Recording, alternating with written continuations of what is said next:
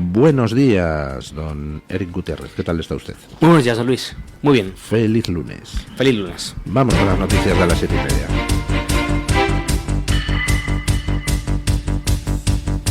Mañanas en Libertad, con Luis del Pino.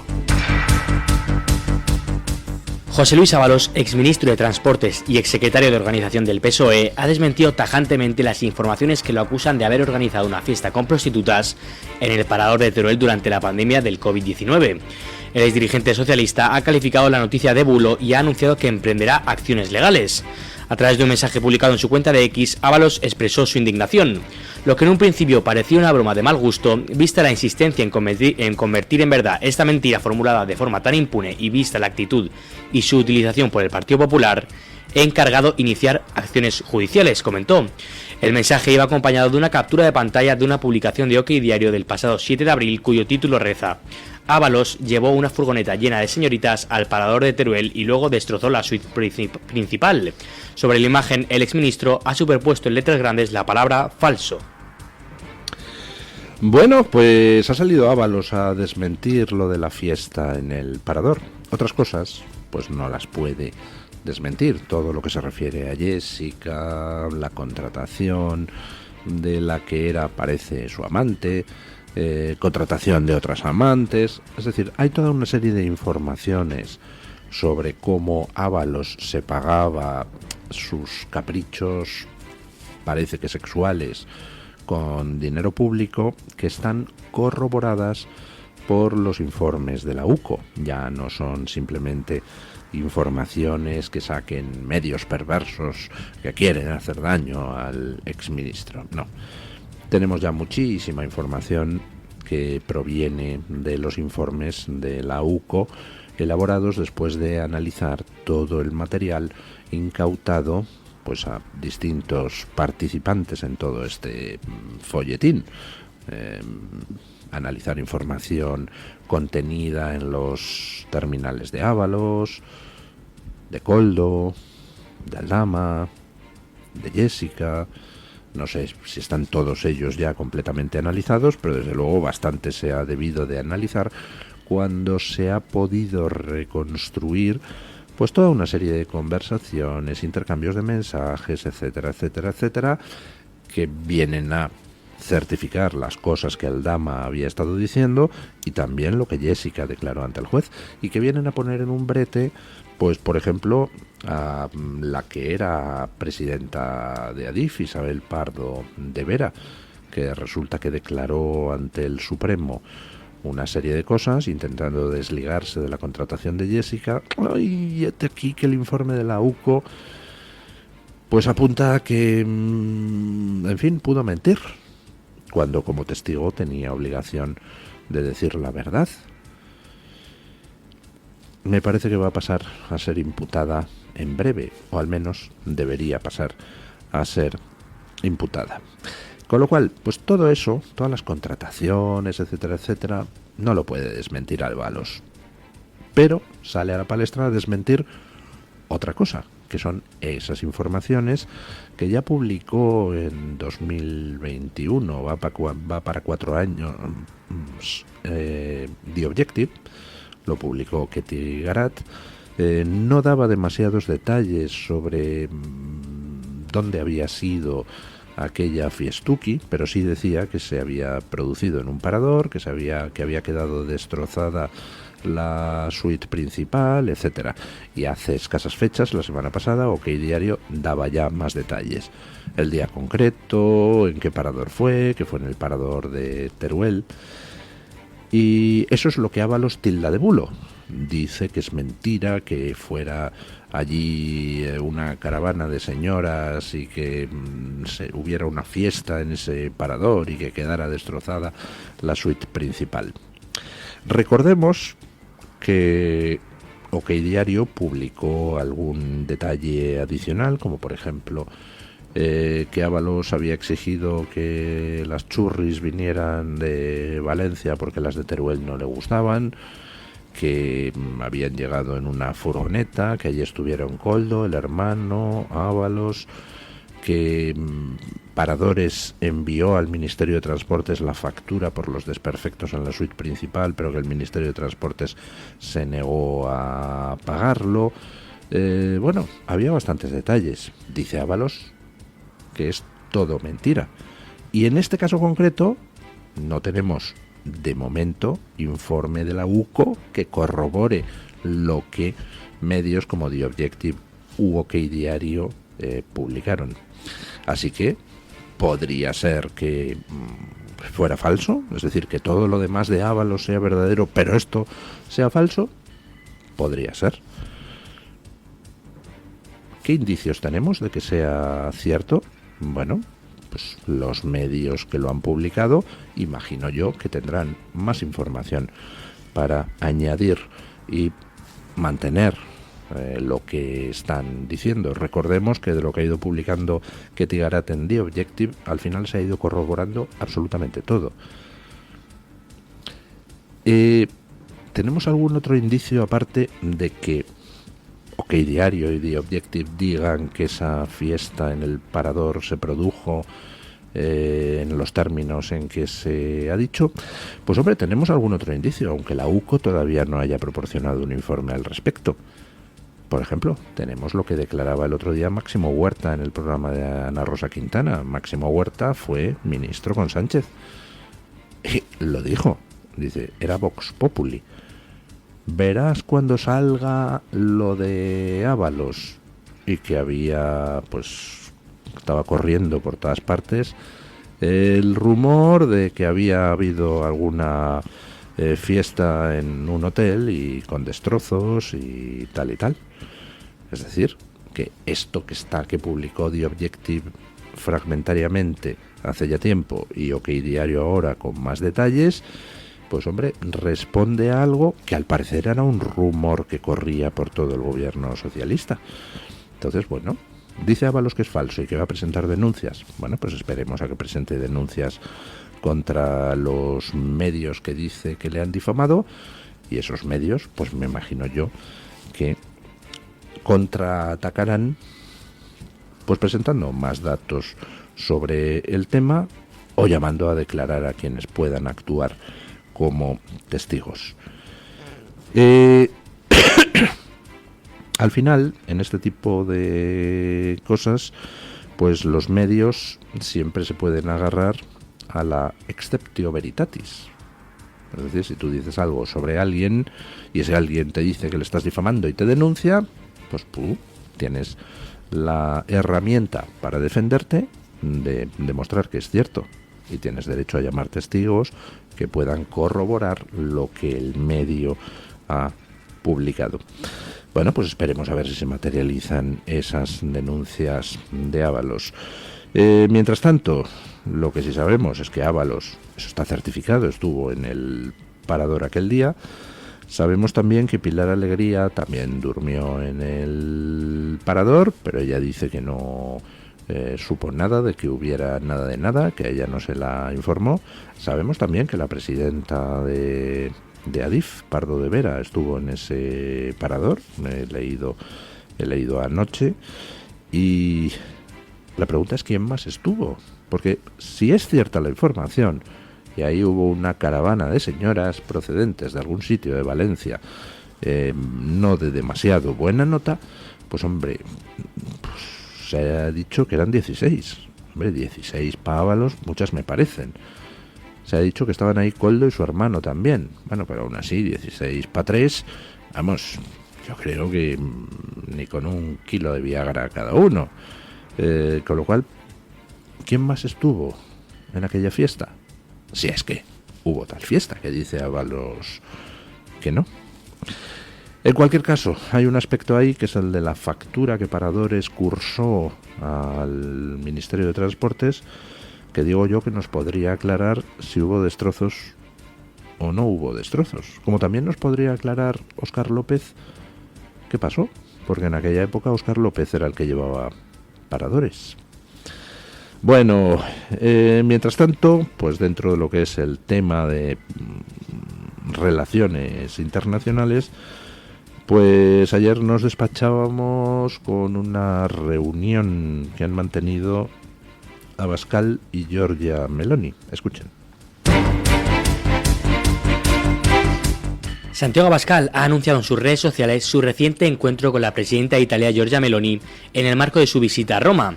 Unas horas muy interesantes para intercambiar impresiones con una excelente amiga y aliada, escribió el presidente de Vox, quien además destacó que Italia es hoy una nación afortunada y bien dirigida en los tiempos convulsos que vivimos. La relación entre ambos líderes se mantiene firme y basada en una confianza mutua a pesar de los intentos, según Vox, de algunos medios de comunicación por cuestionar su afinidad ideológica. Según fuentes del partido, la reunión se prolongó durante más de 3 horas y abordó diversos temas de política internacional y europea. Tal y como recoge la Gaceta, el encuentro ha servido para reforzar las líneas de colaboración entre ambas formaciones de cara a futuros desafíos comunes en el ámbito europeo. Bueno, para nadie es un secreto que existe un proyecto de unificación en el Parlamento Europeo de todo lo que está situado a la derecha del Partido Popular.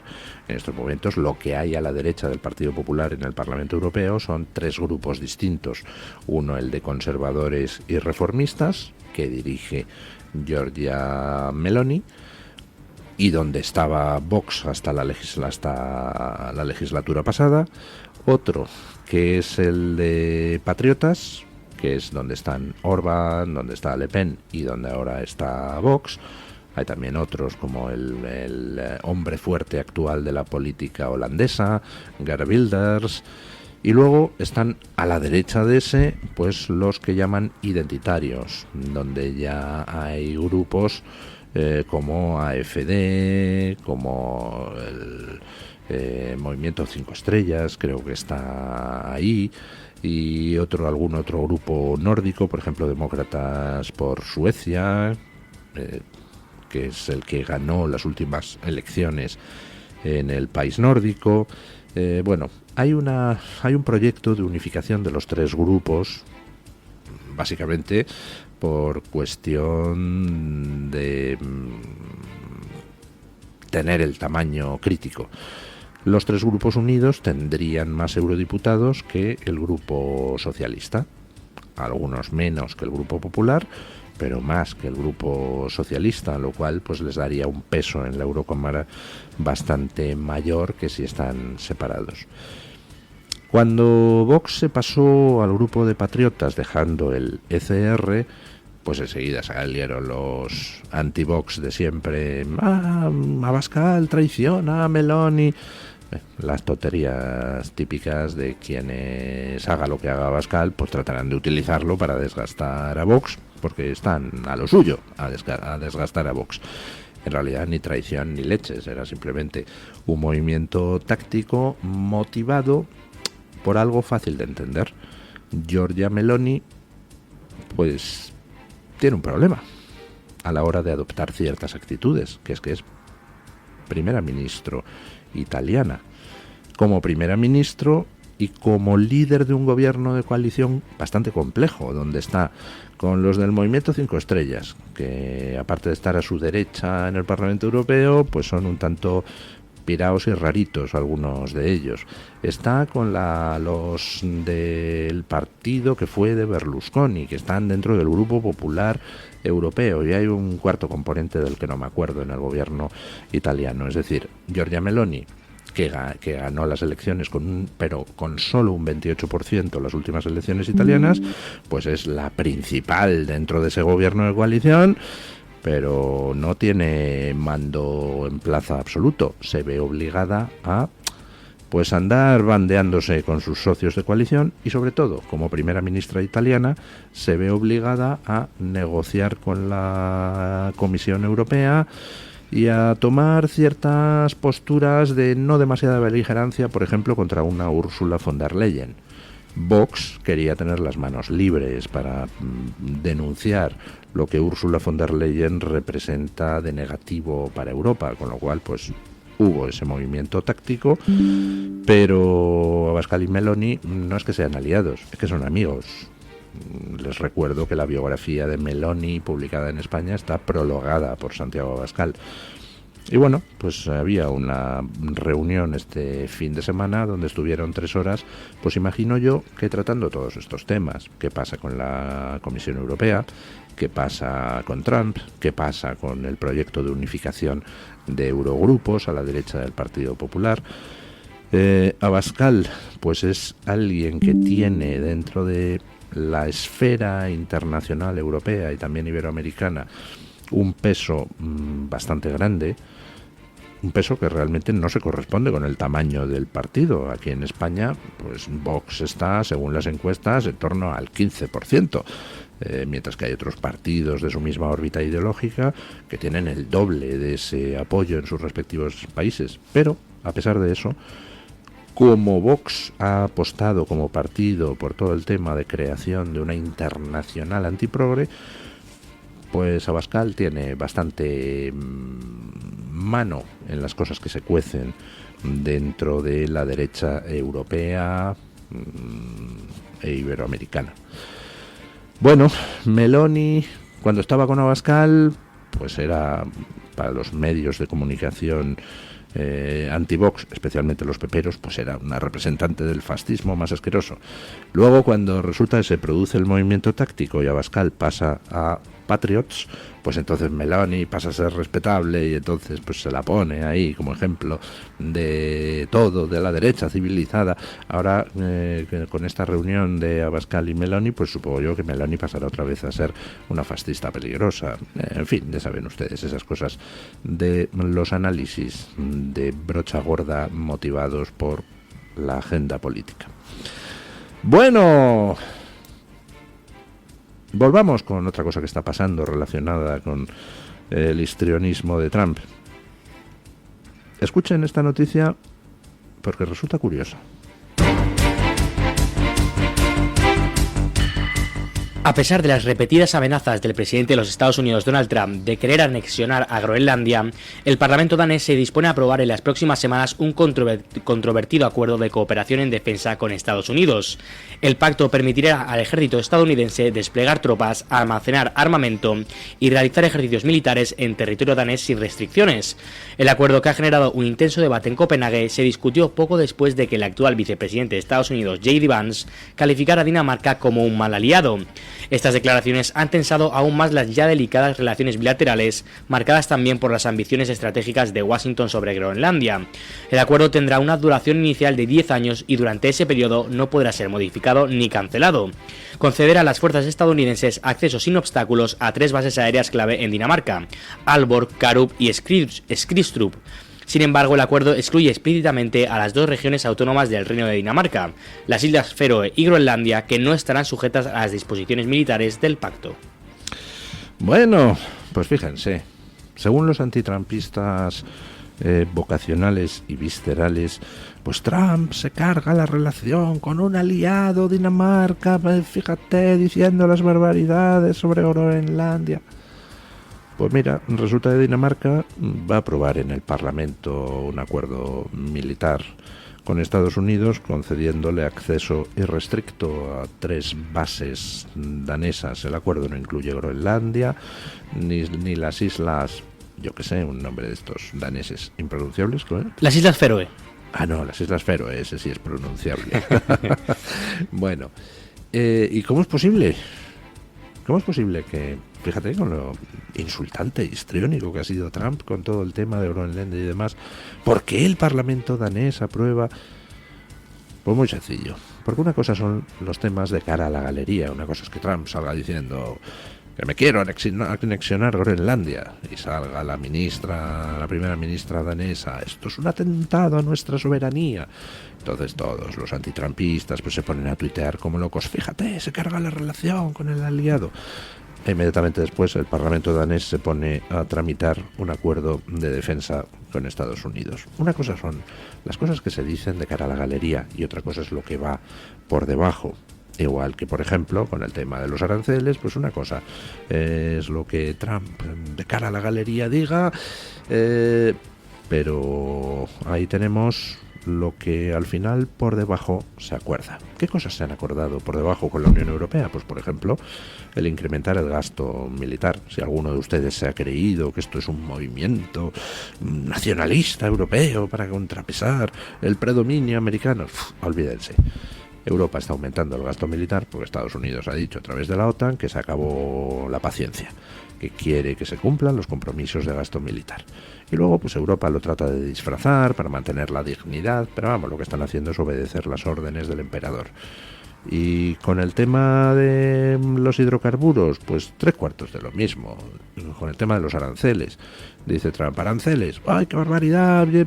Oye, pues compradme más hidrocarburos. Venga, vamos a comprar más hidrocarburos. Y todo va así. Y con Dinamarca, pues igual. Dice unos exabruptos de cara a la galería y por debajo le dice a Dinamarca, a ver, quiero un acuerdo serio de defensa porque el tema del Ártico me preocupa. Y con respecto a lo de Groenlandia, no les quepa a ustedes ninguna duda de que también terminará habiendo acuerdo para explotación conjunta de los yacimientos de tierras raras que haya en Groenlandia, explotación conjunta con el gobierno danés o con quien sea. Una cosa son los eslóganes y otra cosa es la cruda realidad. Y la cruda realidad es que los acuerdos son imprescindibles dentro de esta guerra Estados Unidos-China que estamos viviendo y sin la cual no se puede interpretar nada de lo que hace Trump.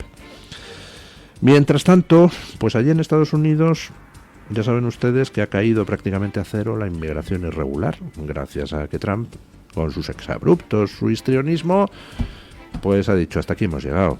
Bueno, pues aquí en España pues seguimos sometidos a un asalto continuado. De vez en cuando pues hay una buena noticia, por ejemplo esta que les traemos. Desmantelada en Mauritania una red industrial de tráfico de inmigrantes hacia Canarias. La operación llevada a cabo en marzo y revelada este domingo 14 de abril ha dejado más de 500 detenidos, incluidos varios cabecillas de la trama. En los registros se incautaron 12 embarcaciones, toneladas de combustible de contrabando, grandes cantidades de alimentos y cientos de chalecos salvavidas. La red cobraba alrededor de 1.200 euros por persona. Las tarifas variaban, las mujeres embarazadas pagaban hasta 1.920 euros según el estado de gestación, con la falsa promesa de obtener la ciudadanía si daban a luz en Canarias. Por último, por cada menor acompañante se exigían 720 euros adicionales. ¿A alguien le sorprende que exista una red industrial de contrabando de personas? Supongo que no, ¿no? Todos somos conscientes de que existe una red industrial. No es la única red que ha caído en estos últimos días. También leí ayer que se había desmantelado otra red que traía inmigrantes marroquíes desde Rumanía. Que mira que es abstruso el viaje, ¿no? Van a Rumanía y luego de Rumanía los traían aquí en furgoneta. Hay toda una organización, una serie de organizaciones dedicadas al tráfico de personas. Y es normal. Si hay incentivos perversos, pues esas organizaciones, oye, en fin, hacen negocio. Si resulta que hay toda una serie de ONGs cobrando millonadas por traer inmigrantes, pues lógicamente alguien tiene que actuar como suministrador. ¿Quién va a actuar como suministrador? ¿Gente aislada? No, hombre, no. Mafias criminales de tráfico de personas se dedican a nutrir de inmigrantes a todas estas ONGs que viven del tema de la inmigración. El negocio está montado, es un negocio ultramillonario. En el caso de los menas, pues ya saben ustedes, entre 5.000 y 7.000 euros mes nos cuesta cada mena. Imagínense ustedes lo que se queda para todas las ONGs que intervienen en eso. El otro día veía un tuit que me hacía mucha gracia. Efectivamente, cada mena en España nos cuesta más que mandarlo a Harvard a estudiar. Hay universidades prestigiosas americanas donde no necesitas pagar 6.000 euros al mes. Es que con ese dinero les podemos pagar en Estados Unidos los estudios. Aquí hay algo rarito, ¿verdad? Mucha gente haciendo mucha pasta, disfrazado luego, claro, de solidaridad. Se están forrando y de alguna manera tienen que decir que es que en realidad le están haciendo un beneficio a la humanidad.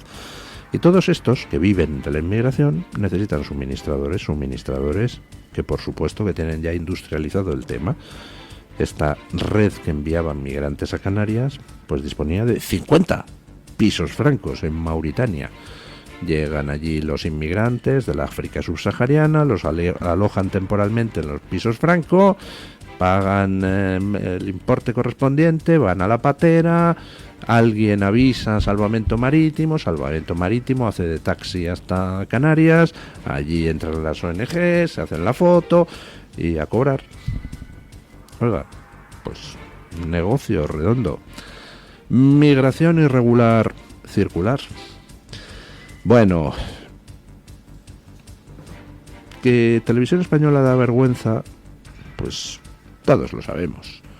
Pero hay días que da más vergüenza que otros. Y hay días en que a uno le alegra que desde fuera alguien les dé un revolcón. Escuchen. RTVE recibe un jarro de agua fría en su intento de promover un debate en torno a la presencia de Israel en la 69ª edición del Festival de Eurovisión.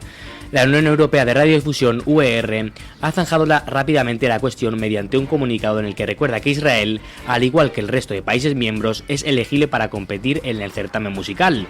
En una escueta nota de prensa, la UER ha subrayado que la emisora pública israelí KAN cumple con todos los requisitos necesarios para seguir siendo miembro de la organización. Así, se da por cerrado un debate que ya había resurgido en la edición de 2024, cuando la UER emitió otro comunicado en diciembre de 2023 defendiendo la presencia de Israel en el festival. En aquella ocasión, la organización insistió en que Eurovisión es un evento apolítico y un concurso entre organismos públicos de radiodifusión, mientras que miembros de la UER, no una competición entre gobiernos. Televisión Española la estamos pagando todos los sueldos ultramillonarios de una plantilla absolutamente sobredimensionada y penetrada hasta el tuétano por activistas políticos. Estamos pagando todos la ruina constante de una deuda porque parece no tiene fin. Estamos pagando todos los sueldos infames de esos consejeros que fueron elegidos por Sánchez el día en que la gente estaba muriendo por la Dana en Valencia. Y encima de que lo pagamos todos, estos canallas de mierda, son unos canallas de mierda, se dedican a pedirle a la Unión Europea de Radiodifusión, la que organiza el Festival de Eurovisión, que no participe Israel. Quiero recordar que Israel envía este año una representación que es precisamente una víctima del pogromo asqueroso del 7 de octubre. Hay que ver lo que ha cambiado la situación en 20 años. Hace 20 años este tipo de cosas habrían llevado a la Fiscalía a presentar una denuncia por antisemitismo contra los directivos de Radio Televisión Española responsables de esto. Yo recuerdo esa época donde todos abominábamos del nazismo y por tanto abominábamos de quienes podían dar rienda suelta a su impulso antisemita que en el Código Penal español y en muchos otros países europeos está penalizado. Sigue penalizado, pero ahora resulta que ese impulso antisemita no viene ya de nazis. De quien viene es de la izquierda, se supone que mainstream. Ahora es desde la izquierda, desde donde se vierte todo tipo de mentiras contra los judíos. Se insta a todo tipo de boicot contra los judíos.